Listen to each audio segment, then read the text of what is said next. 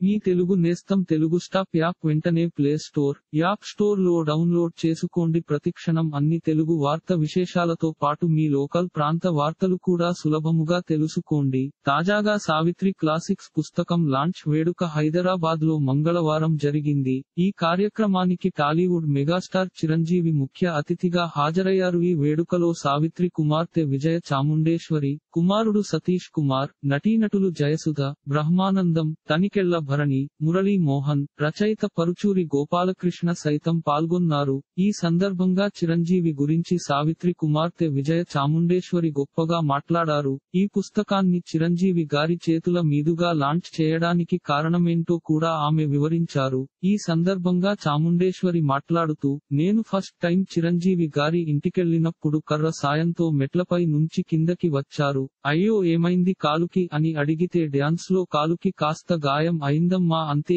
ఏం లేదు కూర్చో అంటూ ఆప్యాయంగా పలకరించి మాట్లాడి కాఫీ తెప్పించారు. అప్పుడు మాట్లాడుతూ, నాకు ఉదయం లేవగానే అమ్మ ముఖం కనపడాలమ్మా, నేను లేవగానే బెడ్రూమ్ లో ముందుగా అమ్మ ఫోటోనే చూస్తానని చిరంజీవి చెప్పారు. నేను నమ్ముతానో లేదోనని పైకి వెళ్లి ఆ ఫోటో తీసుకొచ్చి మరీ నాకు చూపించారు. అంతలా ఎవరు చేస్తారు? నిజాయితీ అంటే మన ఆలోచన, చెప్పే మాట, చేసే పని మూడూ ఒకటై ఉండాలి. చాలా మంది మనసులో ఒకటి అనుకొని మాటల్లో ఇంకొకటి చెప్పి చేసేటప్పుడు వేరేది చేస్తుంటారు. కానీ చిరంజీవి గారికి ఆ మూడు ఒక్కటే. ఆ నిజాయితీయే నా మనసుకి తాకింది. అందుకే ఆయన తప్ప ఇంకెవరూ ఈ బుక్ ను రిలీజ్ చేయకూడదు, ఆయనే చేయాలని చెప్పి పట్టుపట్టి అడిగాను అని చాముండేశ్వరి తెలిపారు. ఈ సందర్భంగా ఆమె చేసిన వ్యాఖ్యలు వైరల్ గా మారాయి. ఇలాంటి మరిన్ని తెలుగు వార్త విశేషాలు కోసం ఛానల్ కి సబ్స్క్రైబ్ చేసి గంట నొక్కడం మర్చిపోకండి.